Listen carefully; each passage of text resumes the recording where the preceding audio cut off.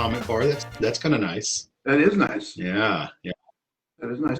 I don't know if anybody. We're not only talking about music in the COVID era, but we're also talking about how useful this Facebook functionality is. Oh, we got one viewer. Oh shit! We got one fucking viewer. Praise the load. By the way, this is what I do now. I make craft tea because I'm crafty. And then I put it in my refrigerator and I drink craft tea from giant mason jars. Oh shit. That sounds wild. Man. Yeah.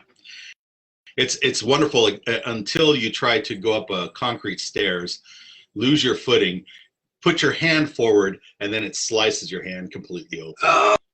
But but I survived. Just and another. Which also requires a billion stitches to the hand. Yeah. Well, the girl wanted me to go get stitches, and I was like, "Yeah, I'm just gonna close the flap and smear it with goo." And then I put, you know those wraps for your ankles when you get a twisted ankle.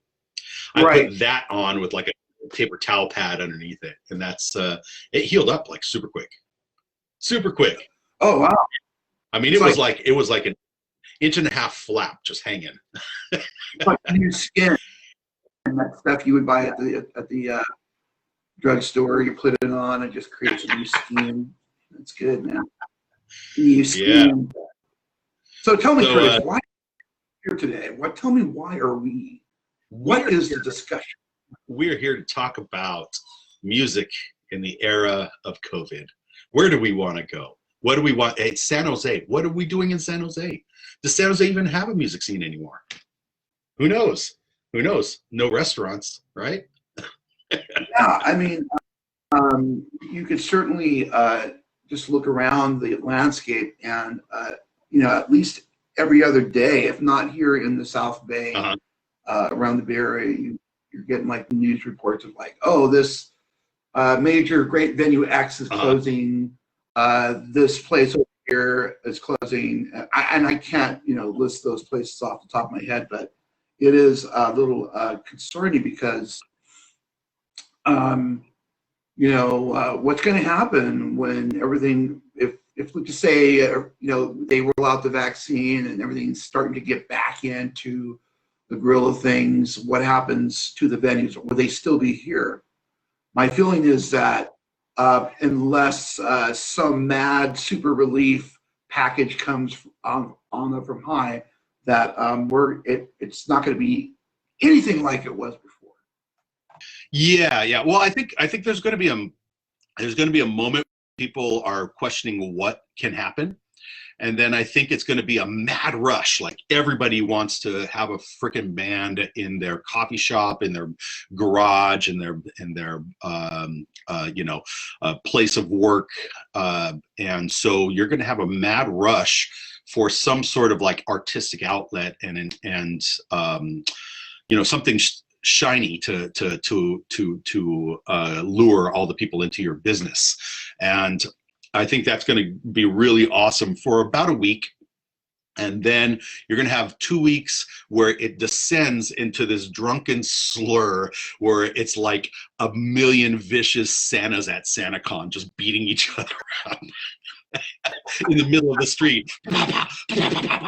And then the police are going to be like, the city's going to be like, we got to cut this. We got to cut it. What is going on? Nothing. And then it's going to be a freaking ghost town a month afterwards. You know how we used to complain about how the police would flood the, after the club closes, you would have like thousands of San Jose police descend on the streets, tell everyone to go home. I actually would love to see that again for some reason. I don't know. Well, I'd love to see them like on horses acting like dicks. Okay. Yeah, exactly. Hey, let me share the one of the stories that I love the most. Remember when ghost riding the whip was a thing? Oh yeah, goes right the whip. Yeah, man. That's when you put your car in drive and it's going like 5 miles an hour, and you get out and you dance next to your car with the stereo. Dancing, and the girls are like waving, and you're like, "Hey, what's up?" Right? I saw this guy. He was on Santa Clara Street, headed towards Sunnyvale. Right? He's headed westbound on Santa Clara Street, right at First and Santa Clara. Right in front of that, like the Rhino, Spearmint Rhino Club or whatever the fuck, right? And he gets out of his car, ghost rides the whip. He's like, he's like smacking his ass, and his car noses right into a stopped police car. Oh shit! What was happening, and blocked him, and was like, sir, crunch. The best. Oh my God. Best thing I've ever seen. And he's not ghost riding the whip now. He's probably someone's ghost riding his whip. They're going to ride the whip to county jail. Yeah. It's interesting you mentioned that. Your sideshows are becoming quite the thing these days.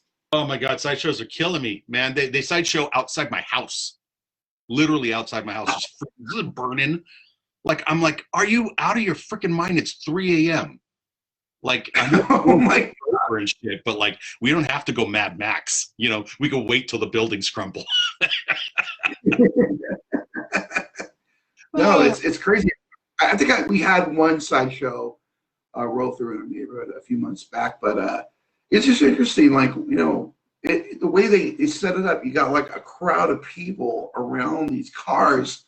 Each car probably weighs about, I don't know, 1.5 to 2 tons or whatever the case may be. And they're just, you know, running, and they're spinning around, and they're close to the audience. No one's like afraid of getting knocked out. Yeah. These cars. It's you're trusting the driver. You don't even know to play it safe, and they just might, you know, kill you even. So yeah, for sure. Those guys are playing with so much power when they're doing that.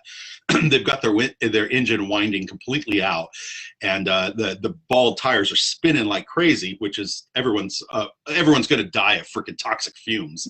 But but all it takes is one dude, because it's not catching, because I think you're pulling the e-brake and you're turning. But if he lets go of the e-brake, or if he lets go of the wheel, then you have a chance that slip will turn into traction. And if it turns into traction, you are automatically going like 40 miles an hour in one direction, and there's no way anyone can get away from that. Like, you would just shoot off like a rocket right into a building. oh my God. Yeah, it's real smart. That would get ugly for sure. Yeah. But that's what happens when people don't have music, right? Like, when you don't have a way to express yourself, you don't have a show to go to, you don't have a dance to hang out at, you don't have a social scene. You got to do something that in its own way is safe. It's COVID safe. I mean, you're in the vehicle, right? The people that are outside, they chose to be outside. Hopefully they're standing 6 feet away from each other. Hopefully they're all wearing masks, you know, and you do your little burners, and then everybody screams and yells, and you take off, you know. We can have some type of show where there's music playing somewhere on the sidewalk while there's a car show. Literally. Well, we should have a band right in the middle of them burning circles. You can't even hear us rock. Yes.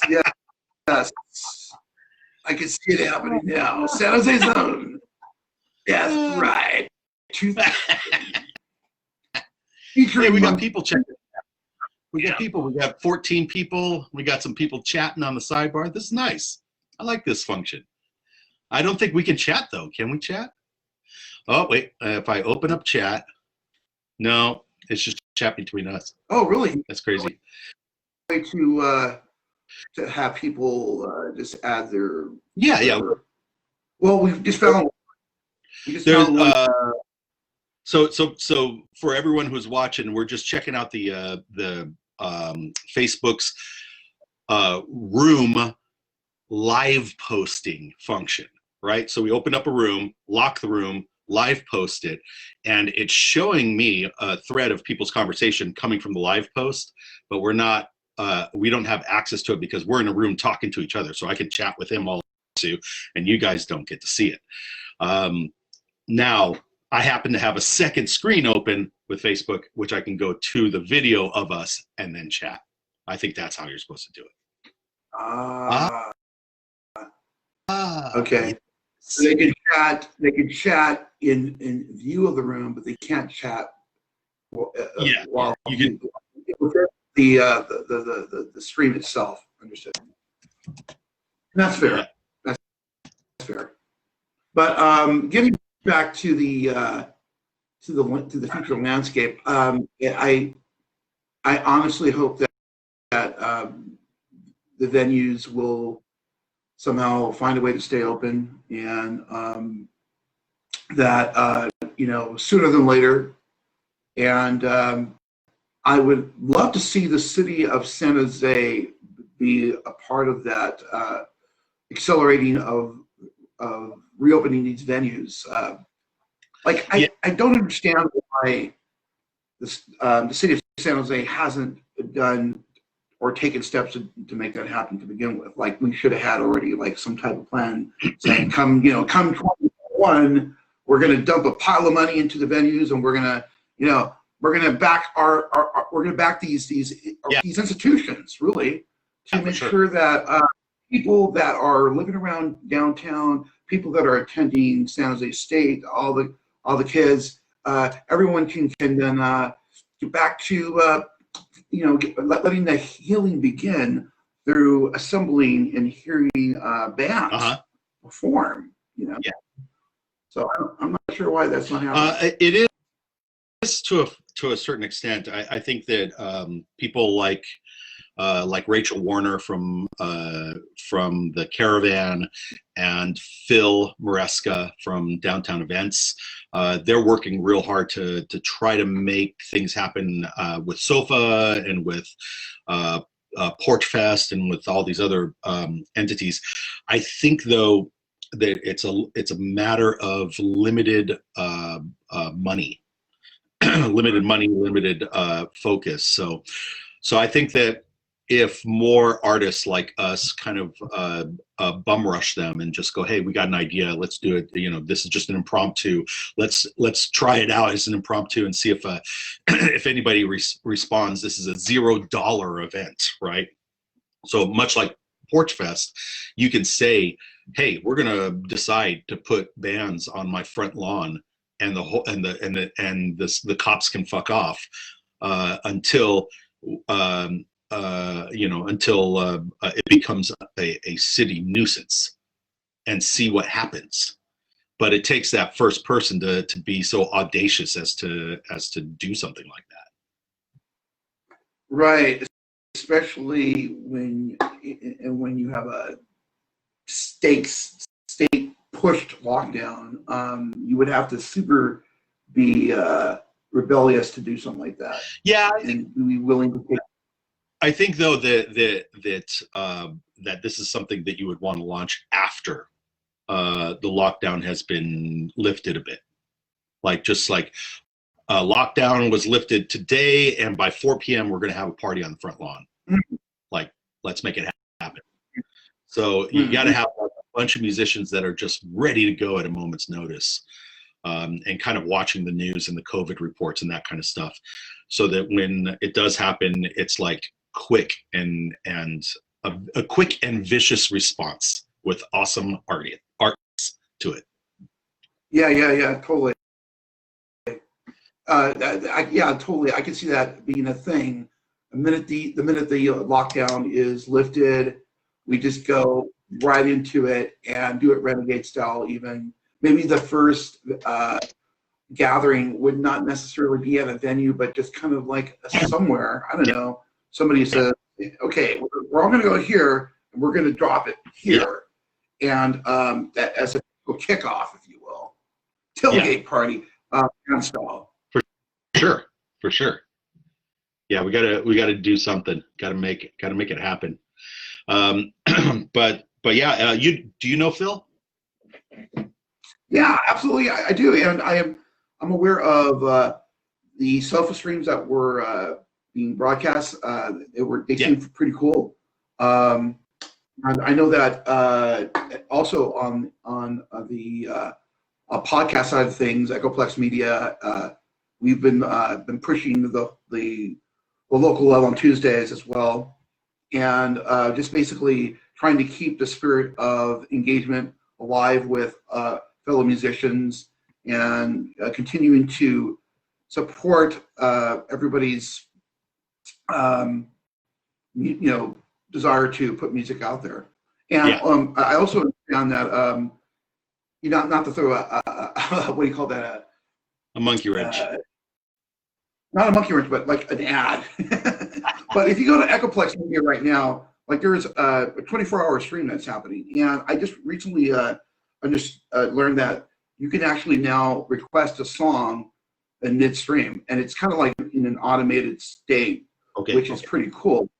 And so I know we're doing that, but it's good to see that also, at least from the city's side, that through Phil and others, that we're still keeping that alive, providing streams and a platform for people to still post their music and bands and such, And also, it would be cool if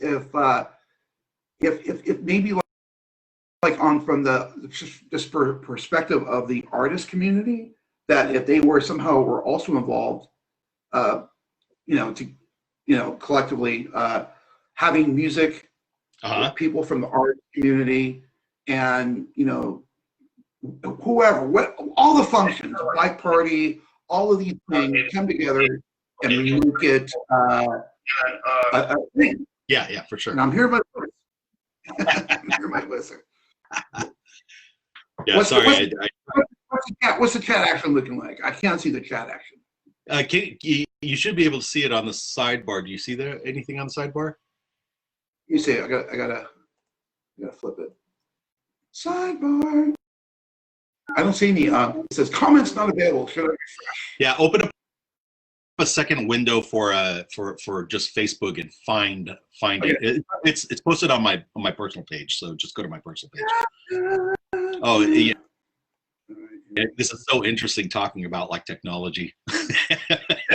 Everyone that's listening to this right now is like, what is going on? What is going on? What's going on? Why the two in here on my Facebook? All right, here we go. I'm gonna go to your page. The big question is, do people see worth in musicians like us getting online like this and just chit-chatting? Do you guys want to hear? What do you want to hear? Do you want to hear that we are actively working on something, music, or do you want to hear about working on the presence, or do you want us to tell awesome stories of former shows? Yeah, man. Everything, all the cards are on the table. We could talk about. Yeah. But I'll start with you. What show is Monkey gonna have come 21? Oh, geez. I have a feeling that we are just going to be clobbered with shows, because before this happened, there was such a push to get us out there, to get us more shows. We started playing at Punk Rock Bowling. We started playing at all these major festivals and events, and then we had an England tour that got yanked right at the start of the COVID shutdown. So I think that the response is going to be pretty good, and we're going to be really super busy, which gives us time right now to kind of look at all the tools that are available to us and understand how to wrangle them when we are in a state of hyper performance. I know it's weird to say that, but you know, when you're playing like 4 gigs a week, there's very little downtime to do anything but promote those gigs. So so it's an opportunity for us to think about other things. You know, how does the store function when we're on the road? That sort of thing. Mm-hmm, mm-hmm. And it is a fact that Monkey is one of the hardest working bands in the South Bay, no doubt. You guys are, you know, what was like the height of your, like how many gigs were you doing when you were at, when it was like full on moving ahead? Like how many shows? Close to 200. You guys are doing shows internationally too, right?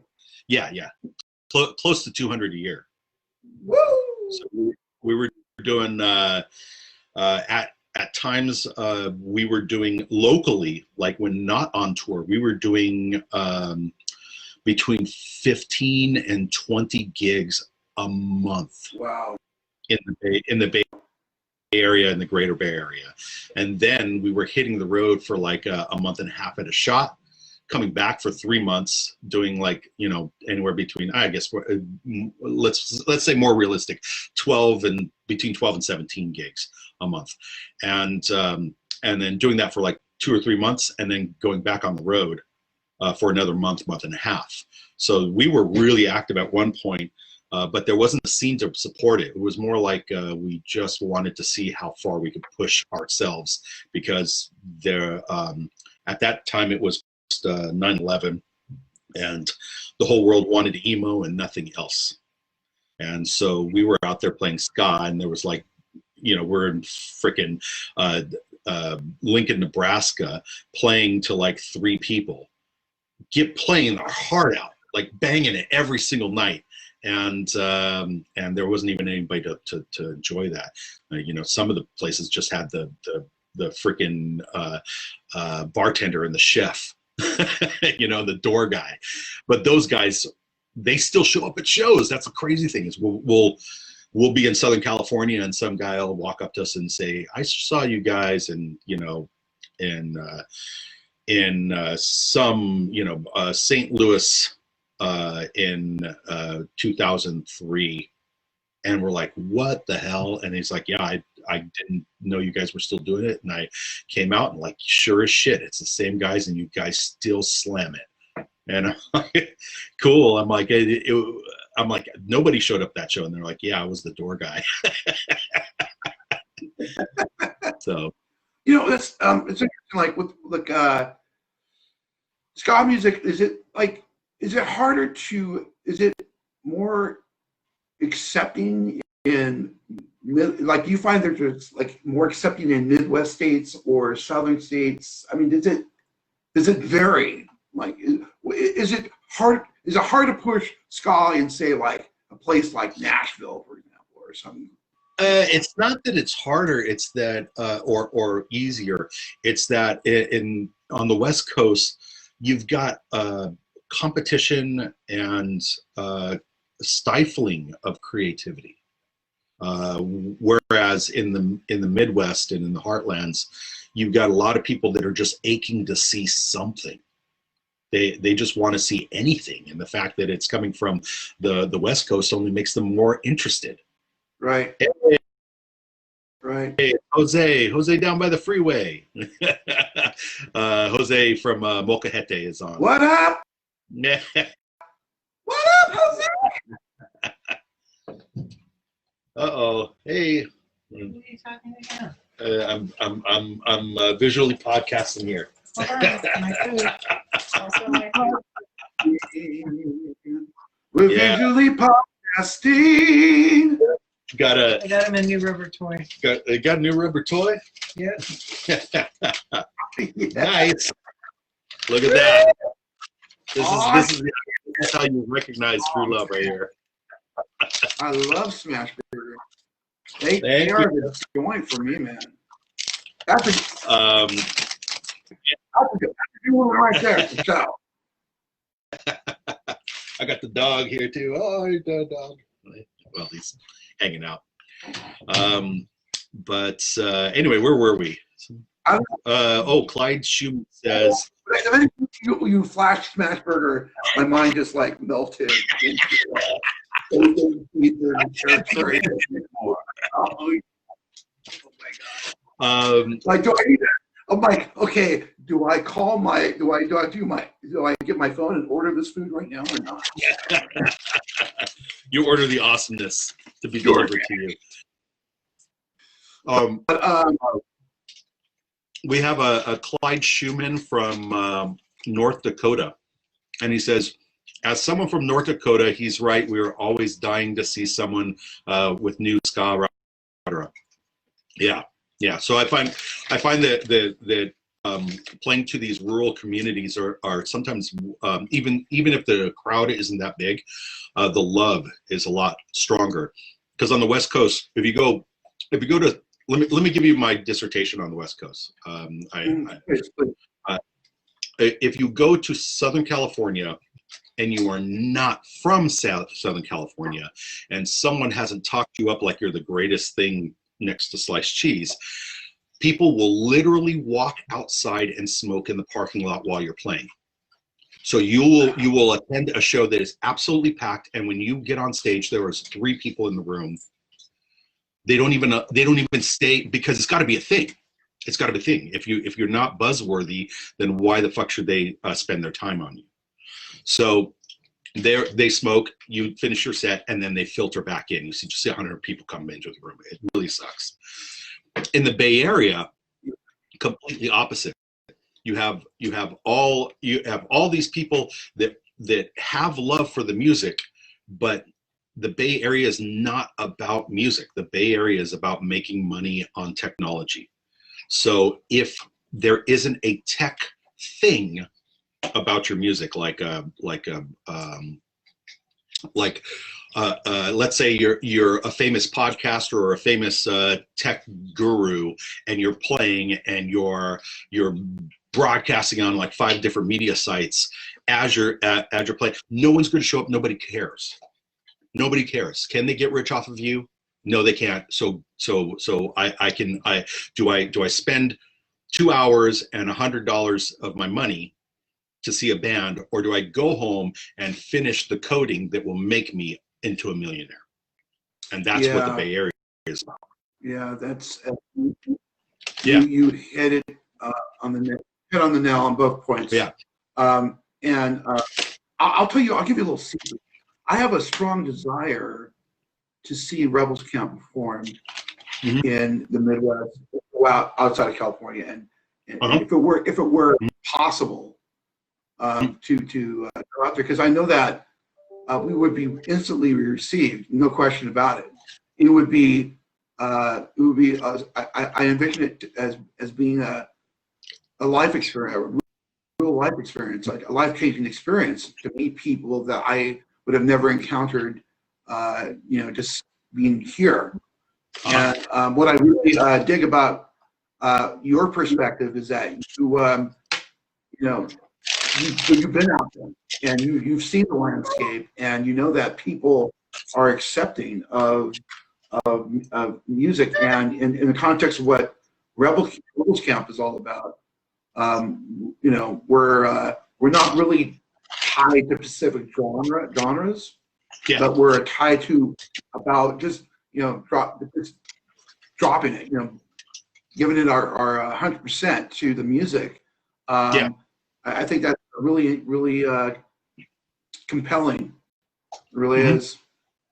And I would see somewhere down the road in 21 some opportunity for that to take place.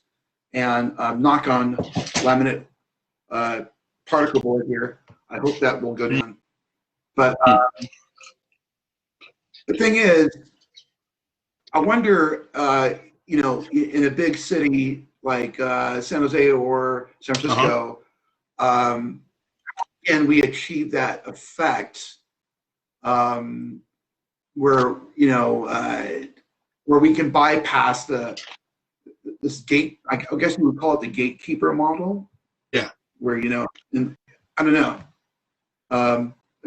Does technology have a means to get someone that's never been heard of and to somehow have the same presence as someone more established for you know, longer. I don't know. You know, I know that it's almost like I'm kind of seeing it happen in real time, like that sort of balance of power, especially on at local level, where, you know, we'll have the opportunity to have people form like they would have never been able to have that opportunity in a regular venue. And so I wonder if when it's all said and done, will the venue sort of now switch gears because they need more people to come through and be more look for more local artists to come through and perform instead of national acts. Yeah. Well, that. Yeah. Well, you know, national acts, they usually come with a budget, right? So they are the circus that's come to town. So in a way, a local band cannot compete with that. But in another way, a local band can slaughter that at the same time. We've played across the street from like really well-known national acts and completely sold our show out, and that national act, you know, was like, you know, 30, 40 people in the club for them. And then we've had like 200, 300 people across the street. But it's really about exposure and just plastering the social media like crazy, making a thing out of it. Right. By the way, Clyde Schumann says if you're looking to play North Dakota, he says he books a club out there and would love to have you. Awesome. Yeah. That's awesome to hear, Clyde. Thank you. Yeah.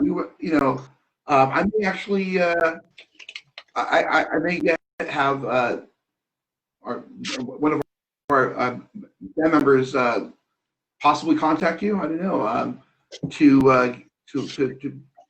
make that a possibility, because again, you know, I would love to see that happen. Nice. But you know, getting back here, you remember like the Rock Bar? Yeah. I honestly thought before the shit show that it went into, I actually was really hoping that would have been the spot, and because you know, on the surface, it was going to be the spot. Yeah, but Rock Bar was way too big, way too big. The Rock Bar said that they were 800-person venue, but that place could fit 1,500 people. It was crazy. Absolutely. And I remember going there all the fucking time, not just for the music, but the food was really awesome. I remember they were serving, I had a bison burgers where the bison was you know, just picked up like a week prior from the hunting expedition. Still moving? Was it still moving? I mean, you could literally use that venison style flavor, you know. Yeah. But you say it was too big, and was that kind of leading to its doom overall? Like it couldn't support the number of people that could have came through, or was it purely bad management? I kind of thought, yeah. I don't think it's a matter of bad management. I think that the overhead was too expensive, and the room was daunting. As a person coming to a show, you kind of want to have the experience that you walk into like a sweaty place filled with people, and it's and everyone's having a good time. But when you walked into that place, it could be a 150-person show, and it looked like there was nobody there. Like you walked in and you felt a breeze, like, and you heard conversation, but it was way across the room, you know? So 150-person show felt like a complete failure in that room. Right. I did kind of sense that it was, you know, the space, you have the dinner section, and then you have the the sort of the stage area. And you're right, you could have easily had 200 people there, and it would have felt like, what, where's everyone else? But what would be a good size, you think, like a good number for capacity wise? I think the 300 to 500 capacity is perfect for a modern era, because it allows you to have enough room to stuff in some extra people for the bigger shows. But the smaller shows, people are going to be watching shit online for forever now, so it's going to be harder and harder to get people into venue. So you'll get like I don't know, like 100 people online, and then you'll get like 200-300 people at the show. Right. 200 or 300 people at the show at a place that does 300 to 500 feels pretty full. Right. Having said that, then it seems like until we get there to have like 300-400 people show up, it could be that maybe if the experience was good enough, that streaming could really bridge the gap between us, we're at now, to hopefully an Austin city limits type of vibe. Yeah. But that would have to take, I don't know, some big production number with like 4 or 5 cameras, lighting, and being able to faithfully reproduce that night after night after night. Yeah. Or whatever, weekend. Well, I think that also a big problem is when streaming and everything became a thing for clubs, the first response was, don't stream it, it's worth money, damn it. And then it was, well, okay, stream it, but charge people the same amount as you're charging to get into the show. And then now that COVID has hit, they're just like, stream whatever you want, it's all free, we don't care anymore, nobody's making money, we're all depressed. And it needs to be somewhere in between, you know what I mean? It needs to be, and there needs to be a tip jar that's really prevalent on service, whatever service it is. It needs to scroll every once in a while, like, hey, tip, you son of a bitch. And that needs to go to the bands. It needs to go not just to like the headliner band or to the club where they're all sneaky and silent about it and earning an extra couple hundred to a couple thousand per show. It needs to be divided at the end of the night. And you say, on Venmo, we got X amount of dollars over the course of the show. This is going to go completely to the bands, and we'll get the Venmos from the reposts. Something like that. Right. I think that would be cool. I also think if I was a venue owner, and I wanted to build the clientele, that I may want to see the investment of several cameras, lights, and all that thing as being essential to getting people interested and saying, "Oh wow, is it?" If it's popping, if it's that popping online, maybe I want to actually show up. And speaking of which, and my memory is shot right now, but down is doing, I think, is brilliant, fucking brilliant, and I think that it's getting better and better every time I check out the streams, and I think he's onto something there with his view, and I think that as the production value goes up, that may set the bar for other venues to finally have it click in their head, like, okay, well, because like, think about it, how much money does it do bar venues invest in their sound? Probably maybe a few thousand. I don't know. Maybe what do you think? I'm going to go at 20,000 for the house sound, and it put another few thousand more to make that to make that streamable. Yeah. I wouldn't consider that a loss of investment. I would consider it like, hey, you know what? This could really put that particular venue on the map. And as right now, everyone is just now getting all their entertainment online. Yeah. Well, you got to think though that a lot of these venues they have a hard time keeping knowledgeable on staff, right? So like a lot of times when you go into a venue, you're like, man, the sound is horrible, and you look and the sound guy's like some stand-in dude that doesn't know the system, or he's just a buddy who does a whole bunch of crank and thinks that he can make the sound system sound really good for $0 and just a ton of drinks. And that's the problem, is that it's a quantity versus quality thing. And coming from the vantage point of trying to run a band, which is, in itself a small business, you are constantly fighting that with your own members, and you're like, dude, we create music together. We are a creation team. Why are you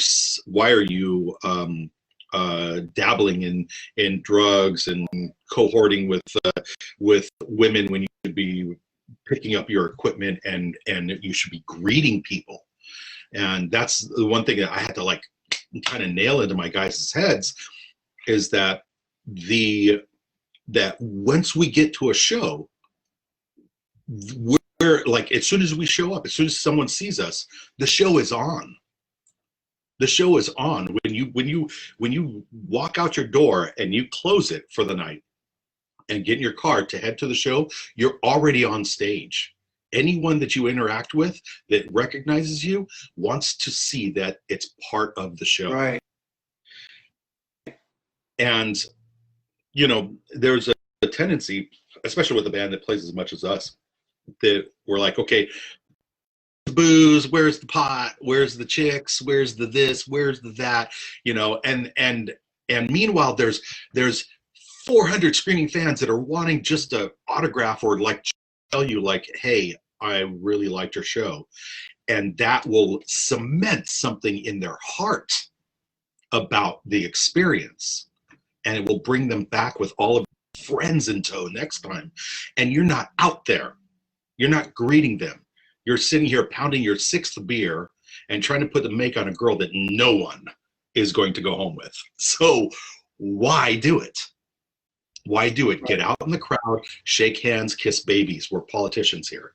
Like, make things happen. The dog. Hold on a second.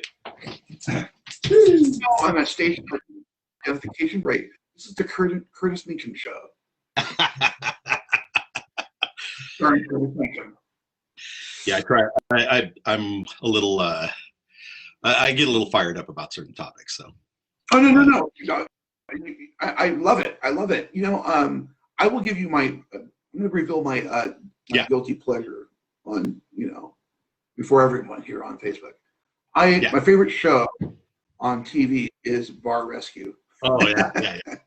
Now I know it's half of it's probably fake, but there are certain things about what's that guy's name? John Taffer, or whatever like his name is. He really, as much as he clowns the venue owners, and he kind of comes off as break down the venue owners or the restaurant owners and then rebuild them up, or whatever the case may be. He's trying to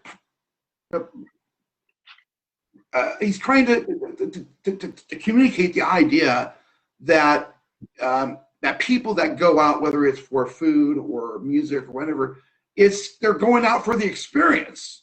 Mm-hmm. And if they're not supporting the experience, if the venue is not supporting the experience, mm-hmm. then it will have failed, mm-hmm. essentially. Yeah. And so I agree with that. I don't know what it would take for us to somehow get out of the prior mindset you just stated, which is, I'm going to be here to be to sort of push the rock star mandate, when in reality maybe the rock star mandate is not really gonna work for people that are not interested in the rock star mandate, but are more interested in hearing some mind-blowing music. Yeah. Well, speaking of the rock star mandate, Kurt Cobain famously said that music is about 20% is about quality, and the other 80% is what the performance is. How do the people feel touched by you? Did you emote right? Did you jump into the crowd? Did you shake hands afterwards? Did you tell them that this is the best night of their lives? Tell them that. Tell them that, like, thank you for coming to the show and enjoying the best night of your life. That will cement something in their head, and it'll bring them back the next time. Wow. Yeah. I need to. I know right off the bat that I have to work on that myself, because I know that when after we all have a tendency. Well, for one thing, I get in this mode of like, okay, I gotta pack my shit up, and I'm hustling, but I also know that there needs to be sort of some reinforcement of like what you just say, hey, thank you for coming. Wasn't this a great show? However you would kind of push that. And also, I want to give a shout out to G.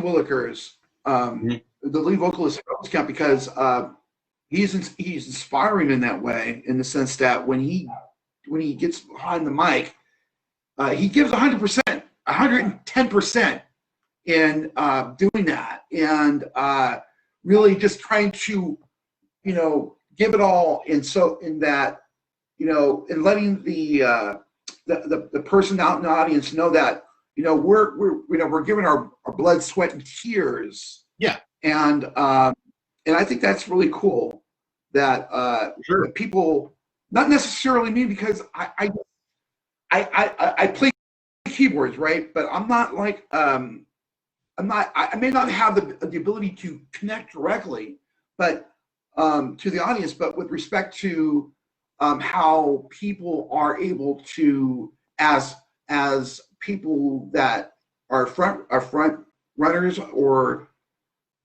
people who are able to connect directly with the audience. I think that's fucking amazing. Yeah, it's a constant learning experience. You gotta like I have to stop myself at times from shooting myself in the foot. One of the things that I shot myself in the foot over a lot in the early days was I would have a line of people like, "Hey, buddy, can I buy you a drink?" And my response was, "Well, the venue gives us free drinks, so save your money, right? Save your money, but I'll drink a free drink with you." And that is, it took me years to realize that is such a bummer to them. That they in the back of their head, it's a fleeting thought, I should buy this guy a drink. And they go up there, and if you had accepted the drink, they would have bought the drink, they would have felt that they were invited to a conversation with you. And that conversation could be 20 seconds or 2 minutes or 20 minutes long. And then they could tell their friends, like, I bought him a drink and we had a conversation. Now, if I tell them, just hold on to your cash, I got a free beer right here, what's on your mind? Then they're like, oh, well, because that was the in their back of their head, that was the ticket to get into your mind, right? Mm-hmm. They're paying for an extra performance beyond the concert that they just watched, and that's important. So what happens now is people buy me a drink, if I don't want to drink, I pretend to take a sip off of it. And then as someone passes, I'm all, hey, what's going on? I got something to tell you. And I just hand them the drink and I go, please drink this. And usually it's a band member and they're happy to take it. And then I continue having the conversation and the people don't even notice it. They don't even see the handoff because we're deep in a conversation at that point. And then I say, hey, thanks for the drink. And I walk off. And it is so, that is so important. That is so important because if I can relate it to one other thing, not to take up all the time here, but in England, they offer, when you come to someone's house, right, or you have a meeting or something like that, they offer you tea. Would you like tea? If you say no, it is the rudest thing that you can possibly do. You say yes, even if you don't drink the tea. Just put the sugar in it, twizzle it around, continue talking, and then go, well, thank you very much, and walk off. Because the act of saying no is the act of saying, this is the cessation of what we are going to experience together. So if you have a business partner and they say tea, you say yes, because that means that the doorway is open to have this conversation, right? But if you say no, it's just like improv theater. You never say no in improv theater because no it does not open a doorway into another thought process. It is a closed door, right? So you always say yes. If someone says, you know, if the joke is that you don't want to accept something and they say, accept this in improv theater, you go, yes, I will not accept that. You know, you always say yes first. Always say yes first, even if it doesn't make sense, because that conditions the conversation itself as a pleasantry between two people. It's so hard to learn that kind of stuff. And it's so simple at the same time. It's a bit of a science, isn't it? I mean, because it's like cultural. I mean, people want experience, but there's also this dynamic of combining the culture and experience and kind of like having these two things bringing forth a new connection to a person's thing, you know. I can't explain it, but I know that there's something really special about it when you do see a band perform, and afterwards you're able to connect with them and being able to establish it, because I would imagine that once that connection's made, it stays with the band forever. Yeah. Is someone calling you? Yes, it is. I'll have to give me a sec here. I'm just going to respond.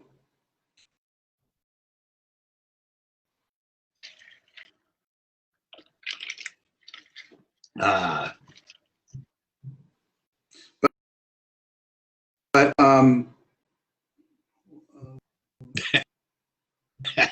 answering texts. Hey, you know what?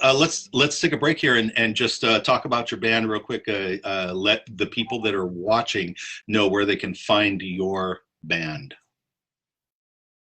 Absolutely. In a nutshell, Rebels Camp is a band out here based out in the South Bay, and it's been in formation.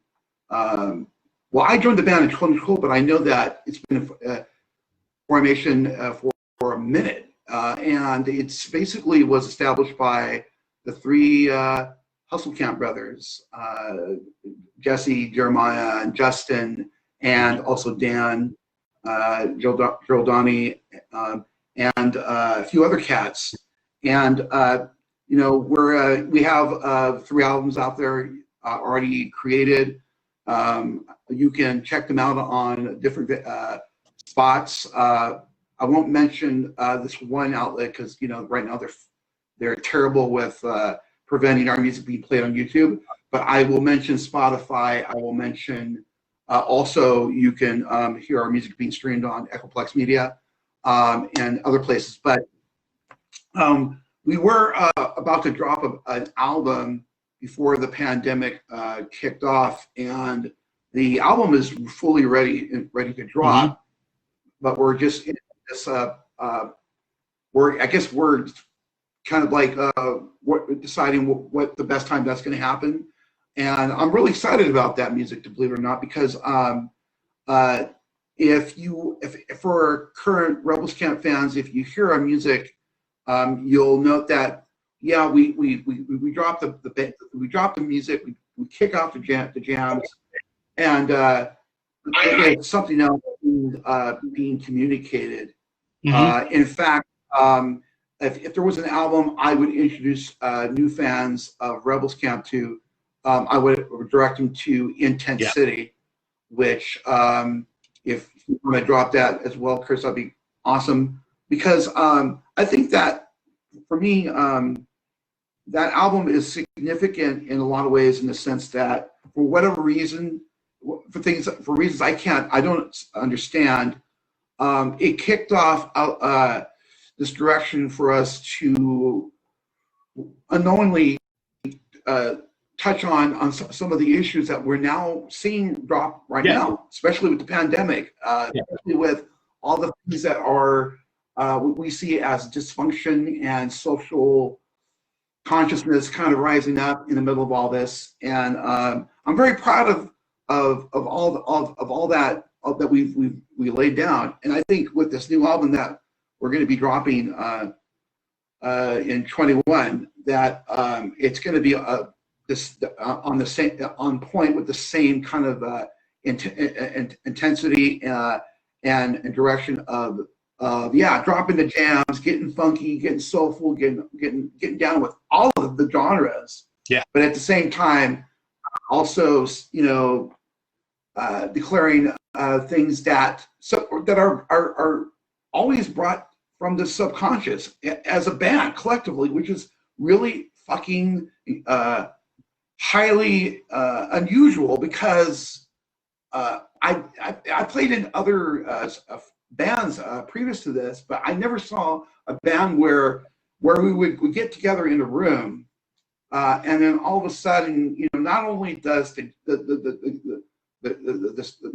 music starts to click in, but other aspects to even what as songwriting and stuff like that starts to just magically happen without us even consciously trying to put effort into that, and I think that's really cool, man.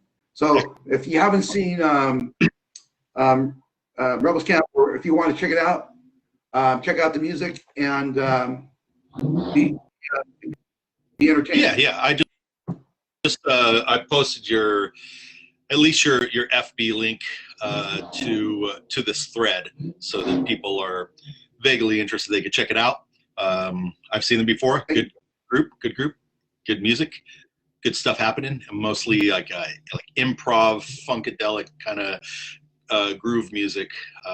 Sometimes rapping, sometimes singing. It's all on the fly. Good stuff. For people that I think everybody knows where my band is, and because I'm a complete bastard about advertisement. But if you want to check my band out, it's Monkey Ska. Monkey is the name of the band. Ska is the style of music. Facebook Ska, and then we've got lots of other things. Tomorrow, we're doing a Christmas card to the nation, or to the world, and it's going to be at around noon. And what I'm going to try to do, I don't know if Facebook is changing everything every 5 seconds. So what I'm going to try to do is actually do what they call a view party. And the view party will have our holiday segments, some of our videos intermixed with other holiday stuff that I found, little funny bits and stuff. So you can watch it for however long you want. Like watch it for a minute, watch it for like an hour. It'll be up for you guys to enjoy noon on the West Coast. And I put it at that time because it's 8 p.m. in the UK. We got a lot of UK fans. So hopefully everyone across the world will show up. Well, this has been yeah, this has been super fun. This has been super fun. I'm thinking, what do you think? Should we do something like this, like once a day for a while, or maybe pick a time and even a little 30-minute to an hour jaunt, just a discussion, and then invite like a musician, another musician. Yeah, I think that would be pretty cool to just do it every day, or and invite some homies on board. yeah. And If you guys, the people that are watching right now, there's only 8 people watching right now, but if you guys can think of anything of like what time would be better, what time of day would be better, what bands to reach out to if you are in a band, or if you are a local musician, even if you're not in a band, if you've just been in bands before and you want to be part of it, let me know. We'll try to put something together, because I think the world kind of needs this. It needs this more than me playing a sad song on my acoustic guitar. It needs people talking about where music is going to, and I think that's something that people can all get behind. Right on, brother. Yeah. All right. If you guys got any ideas, email me, email Juan, friend, both of us, whatever. Make sure that you guys keep in touch and let us know. And I'm going to. I just had lunch, so I'm going to go and stretch and burp and fart a lot. I'm going to hit that DoorDash right now myself, personally. So, all right, brother. Everyone out there, thank you so much. Welcome to the Dakota. High five. Sorry. Adios.